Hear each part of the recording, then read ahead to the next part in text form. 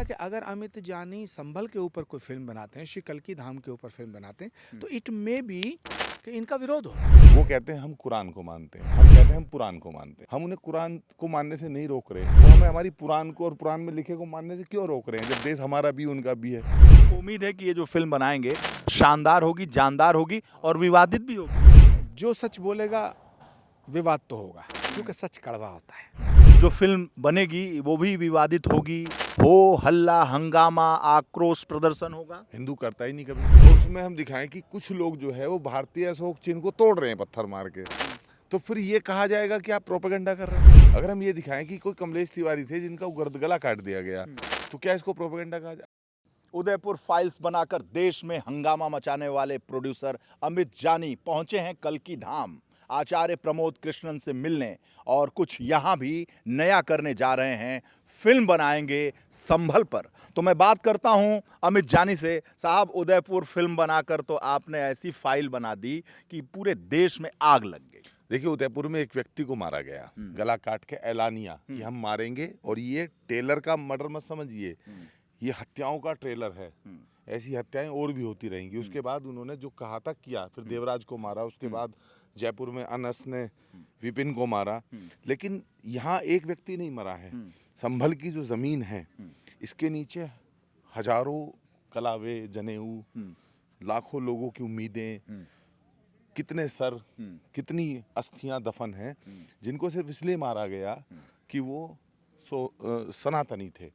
और वो यहाँ जो है उस आधिपत्य को जो है कि जो कश्मीर में नारा लगा कि या तो धर्म परिवर्तन करो, या तो भाग जाओ, या तो मारे जाओ, उसको इन्होंने एक्सेप्ट नहीं किया। तो जिस तरह तमाम जगह ये क्रूरता हुई है, दुनिया का इतिहास है, और इतिहास छोड़ दीजिए, कन्हैयालाल भी 3 साल पुरानी घटना, उसे भी छोड़ दीजिए।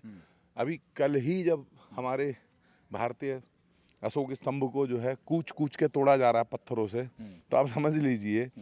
और वहाँ अभी तक पुलिस नहीं गई है, पीएससी नहीं गई है।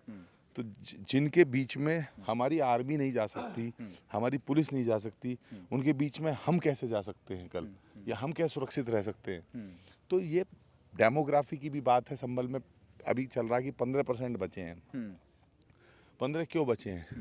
कोई अपना गांव, अपनी मिट्टी छोड़ के नहीं जाता है। जब किसी के घर में आग लगा दोगे, जला दोगे, मार दोगे, कहोगे कि रहने नहीं देंगे, आग लगा देंगे, गर्दन उतार लेंगे, लड़की उठा के ले जाएंगे, तो कैसे रहेगा? तो ये पूरा इतिहास है, जो संघर्ष है। भगवान को आना है, वेदों में है, पुराण में है, सारी दुनिया के साधु महात्माओं ने बताया है, गुरु गोविंद सिंह जी ने बताया है, सारी दुनिया ने बताया है, सारी वेदों की ऋचाएं हैं कि भगवान ये आएंगे। अब बताइए, भगवान का प्राकट्य रोकने के लिए भी कितना जो है प्रयास हुआ। हम तो कितना सम्मान करते हैं उनके पैगंबर को, सल्लल्लाहु अलैहि वसल्लम कह के बोलते हैं हम खुद भी, हम बहुत सम्मान करते हैं। लेकिन अब अगर हमारे अवतार जो भगवान का अंश है, उनको प्रकट होना है, और जो वेद कह रहे हैं, अगर उसके अनुसार मंदिर बन रहा है, इस देश में करोड़ों मस्जिदें हैं, किसी ने कोई विरोध नहीं किया। बताइए, आप एक साधु बताइए जो किसी मस्जिद के खिलाफ जो है झंडा उठा गया हो। लेकिन जब यहाँ कल्की धाम के निर्माण की बात चल रही है, तो यहाँ 1 दशक से, उससे भी ज़्यादा समय से कितना संघर्ष हो रहा है। बिल्कुल ऐसे तो क्या मतलब एकदम प्रतिबंध कर दोगे, भगवा झंडे पे जो है वो प्रतिबंध लगा दोगे? क्या हिंदू अपना नाम बदल लें, टोपी पहन लें, खतना करा लें? क्यों? मतलब आप तो वो तमाम चीज़ें जो है पीड़ा है। आचार्य जी के पास आप लगभग 2 घंटे बैठे रहे, और आचार्य जी प्रधानमंत्री को इस खेत में बुला लिए थे। और यहाँ आप देख सकते हैं कि ये जो गड्ढा है, ये गर्भगृह का गड्ढा है। माने जब बनेगा मंदिर तो भव्य होगा और अयोध्या से भी बड़ा होगा इसका गर्भगृह और इसकी जो विराटता है। तो प्रमोद कृष्णन जी हमारे साथ हैं। आचार्य जी, अमित जानी आए, लगभग 2-3 घंटे से बैठे रहे, फिल्म भी बनाएंगे, और ये जो आप गर्भगृह हम लोग देख रहे हैं, भव्य और दिव्य मंदिर बनेगा। तो आपने क्या इनको सुझाव दिया? देखिए, संभल एक पौराणिक स्थान है, और पुराणों में इसका उल्लेख है कि भगवान का अंतिम अवतार श्री कल्की नारायण के रूप में इसी धरती पर अवतार लेगा। और ये मैं नहीं कह रहा हूँ, ये हमारे पुराण कह रहे हैं, श्रीमद् भागवत कह रही है। तो श्रीमद् भागवत का स्पष्ट उसमें उल्लेख है और उद्घोषणा है, संभल ग्राम मुखस्य ब्राह्मणस्य महात्मना भवने विष्णु यशस्य कल्कि प्रादुर्भविष्यति। संभल का एक गांव, और ये जो संभल है ये मेंशन है पुराणों में, अब पुराण तो हमने नहीं लिखे, तो जहां भगवान आएंगे गंगा और राम गंगा के मध्य, इधर गंगा है इधर राम गंगा है, उसके मध्य में ये क्षेत्र है, ये गर्भगृह है। यहाँ वो जो 9 शिलाएं हैं, वो 9 शिलाओं के बीच में जो शिला है वो आधार शिला है, कूर्म शिला कहते हैं। उसको प्रधानमंत्री जी ने पूजा, वहाँ आए प्रधानमंत्री जी, 19 फरवरी 2024 को श्री कल्कि धाम का शिलान्यास हुआ। तो यहाँ भव्य और दिव्य श्री कल्कि धाम का निर्माण हो रहा है, और जिसको मुझे लगता है कि लगभग 3.5-4 वर्ष में श्री कल्कि धाम अपने स्वरूप को पूर्ण उपलब्ध होगा, पूर्ण स्वरूप को उपलब्ध होगा। अब सवाल उठता है कि जहाँ भगवान आएगा वहाँ विवाद क्यों, एक बड़ा सवाल है। तो विवाद का जन्म होता है पृथ्वीराज चौहान के ज़माने से भी पहले, जब मंगोल आए, अफगान आए, मुगल आए, बाहर विदेशी आक्रांता जब धरती पे आए, भारत की धरती पे, तो उन्होंने भारत को लूटने के साथ साथ भारत की संस्कृति, भारत की सभ्यता और सनातन को मिटाने का काम किया। इसीलिए बहुत सारे हिंदुओं को मुसलमान बनाया, धर्मांतरण जिसको कहते हैं, कन्वर्जन कराया। तो जिन लोगों ने कन्वर्ट होने से मना कर दिया उनको कत्ल कर दिया। तो ये इतिहास में मौजूद है। इस बात का साक्षी सिकंदर लोधी का पीरियड है, सिकंदर लोधी के पीरियड का इतिहास है,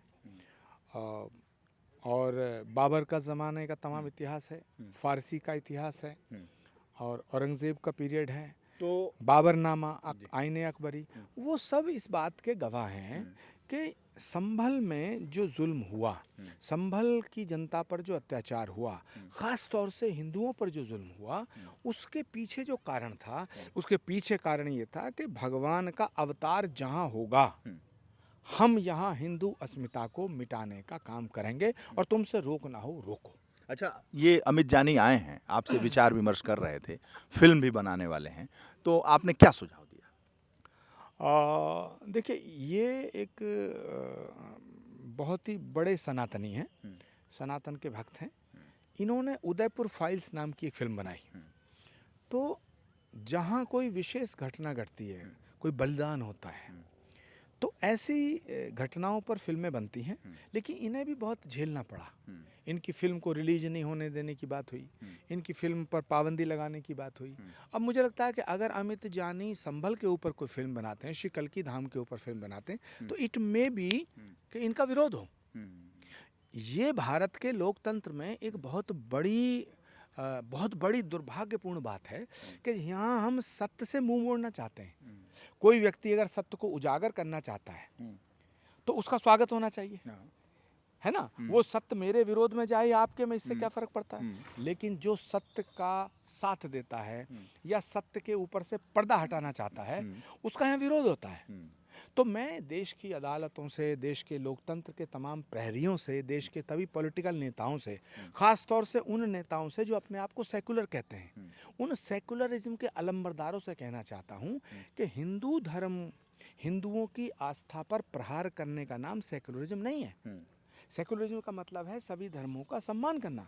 तो आप अगर हिंदुओं की आस्था पर हमला करेंगे, जो हमला बाबर ने किया, जो हमला तैमूरलंग ने किया, जो हमला औरंगज़ेब ने किया, जो सिकंदर लोधी ने किया, और जो हमला और लोग करते हैं, तो यदि आप भी उनका साथ देंगे और सनातन का जो सत्य है इसको उजागर होने से रोकेंगे, तो फिर आप सेकुलर नहीं हैं। तो अमित जानी उजागर करने आए हैं सच। मैं चाहता हूँ संभल की जो सच्चाई है, दबी हुई है जो जमीन के भीतर कहीं, उसको जो है पूरी दुनिया देखे। जैसे कश्मीर की जो सच्चाई थी, जो वहाँ का जेनोसाइड था, वो सारी दुनिया ने देखा। ऐसी संभल में जो संघर्ष है हमारे भगवान के आगमन के विरोध का, और जो मंदिर के निर्माण के विरोध का। और जो हिंदू हैं उनको सिर्फ इसलिए मारा गया कि जब कोई हरी हरी जपने वाला ही नहीं बचेगा तो फिर नारायण आएंगे कहाँ और बुलाएगा कौन। पुकार के आता है ना, जब भगवान जब भक्त पुकारते हैं तो भगवान चले आते हैं। तो ये शायद सोच रही हो कि जब कोई पुकारने वाला ही नहीं बचेगा तो फिर आएंगे कैसे। एक बात और वीरेश जी, कि देखिए ये परिसर आप देख रहे हैं, ये भूमि हमारी है, धरती हमारी है, धर्म हमारा, धन हमारा, आस्था हमारी। इसके निर्माण को नहीं होने दिया। 16 साल हम कोर्ट में लड़े। जो सरकारें थी जो अपने आप को सेकुलर सरकार कहती थी, सेकुलर सरकारें कहती थी, वो कहती थी सेकुलरिज्म नहीं टूटना चाहिए।